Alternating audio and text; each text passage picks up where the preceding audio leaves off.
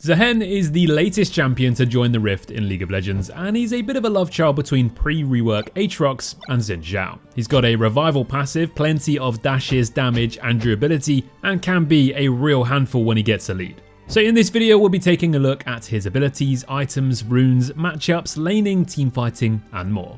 Zaahen can be played in the top lane, the jungle, and there's even been a few support players giving him a go too. But in this guide we'll be focused on Zaahen top. So let's start with his abilities then, and as well as explaining what they are, we'll also cover a few tips and tricks for them too. And starting off with his passive, which is one of the most, let's say, intriguing parts of his kit.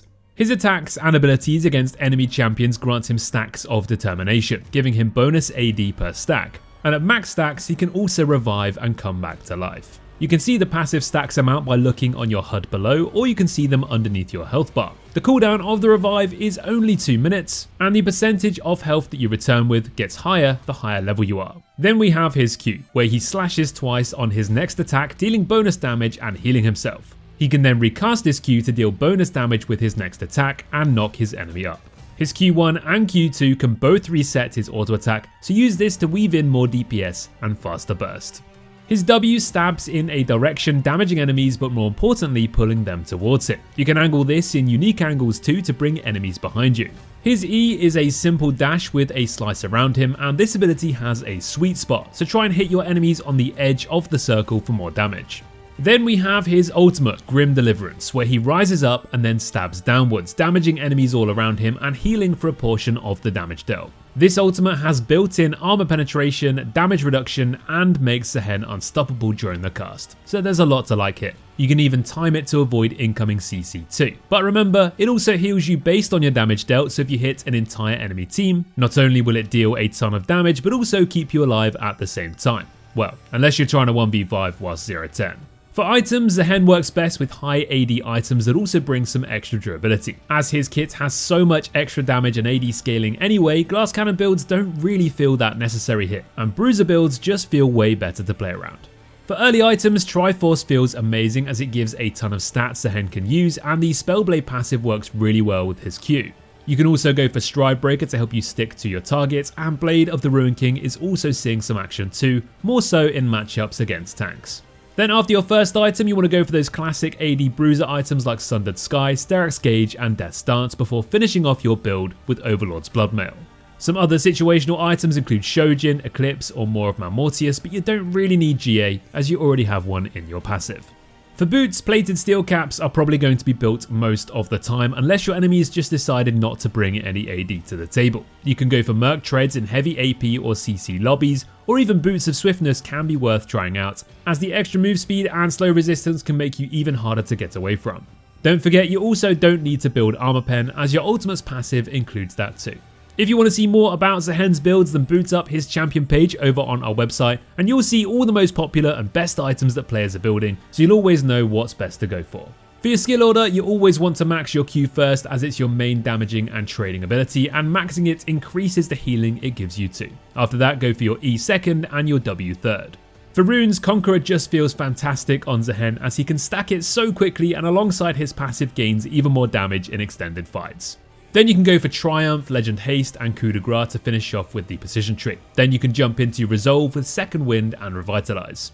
Let's get on to the gameplay next then, and during the early game you'll mainly want to be trading around your passive. You can stack this up nice and easily using your attacks and abilities, so for a quick auto Q1 auto Q2 combo, that's instantly 4 stacks acquired. Then you have your W's pull and E's dash to stick onto your enemy and chase those 12 passive stacks as quickly as possible. Zaahen doesn't really thrive that much in quick fights and trades, but you can play him with a hit and run playstyle if you need to against more difficult matchups. You can pull enemies back and behind you whilst kiting away with your W, you can save your E's dash to swing out when you need to, and your Q2 can disrupt enemies enough to get away safely. He's definitely at his best though when he can play through committed and extended fights to really benefit from his passive stacking AD and remove a massive part of the risk element by having his revival passive ready to go. Against multiple targets in ganks and 2v2s, Zaahen is a beast because of how quickly he can stack up his passive against more than one enemy. His W, E and ultimate are all AoE abilities, meaning you get more stacks for hitting more enemies. So as you come into the mid to late game, you have that classic top lane split personality of split pusher or team fighter, and Zaahen can do both of these things super well. When split pushing, you want to constantly look to bring as many enemies towards you as you can so you can push your kit's limits by taking on multiple enemies at once in those extended fights and skirmishes. As long as you keep your passive up, you'll always be a problem. And with how easy it is to stack it up against more than one enemy, this means you're always going to be a threat from side lanes when more than one enemy come to deal with you.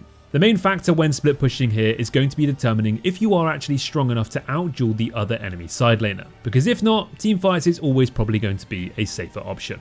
Speaking of team fighting, Zaahen has a lot to offer here, because he's just an absolute pain in the ass to deal with. So when playing him, you're going to want to cause as much trouble as you can to enemy backlines. Get stuck in and dash and dive and grab those carries and try to use your W, R and E on grouped up packs of enemies to get those passive stacks capped instantly. And then basically just go turbo YOLO sicko mode. Zaahen has a relatively risk-free playstyle in teamfights due to that passive revival. So get stuck in as much as you can in the right moments and you'll feel like an absolute raid boss. The main question is, how do you play this guy from behind? And to be honest, you can actually get back into the game very quickly with one good teamfight, as long as you still have enough damage to collect a few bounties and bounce back in just a few clicks. Finally, let's have a quick look at some matchups and synergies, and remember guys, it's early days and it's going to take time for everyone to really figure out the best lanes and comps and drafts to play Zaahen into and against. And you can find all of those stats and information on our website as the patch plays out. From what we know so far though, judging from our experience on the PBE and some early testing and early stats, Zaahen actually fares really well into a lot of the top meta picks like Riven, Ambessa and Yone. He can outduel a lot of champions with his ability to just keep on going and not have to dive in and dive out like a lot of other top lane picks do. So far, the more difficult matchups are going to be ranged picks like Kennen or Teemo, or champions who have even more early game damage and snowballing power that can put Zaahen behind before he even gets going, like Kled or Pantheon. But a lot of this will come down to how the very early part of the lane phase plays out. Other picks so far that seem tough for Zaahen include Jax, Garen, Nasus and Malphite. For synergies, you're looking for junglers that also focus heavily on skirmishing, as Zaahen is one half of a very strong and scary 2v2 duo. So picks like Rek'Sai, Nidalee, Diana, Kha'Zix and Sylas are all great examples of top meta skirmishing junglers that can combine together for some easy LP. Outside of junglers, you're basically looking for enablers, champions that can aid Zaahen in his balls to the wall endless fighting gameplay, like Renata Glask, Zillion or Sivir to give a few examples. And that's going to bring us to the end of our quick video guide all about the latest champions Zaahen. We hope you all enjoy playing him guys if he's not permanently banned, and let us know in the comments of any more tips and tricks you've learned from playing him so far. Let's make that comment section filled with more advice on how to master this crazy Darkin dude together. Thanks everyone for watching and we'll catch you in the next one. Take care.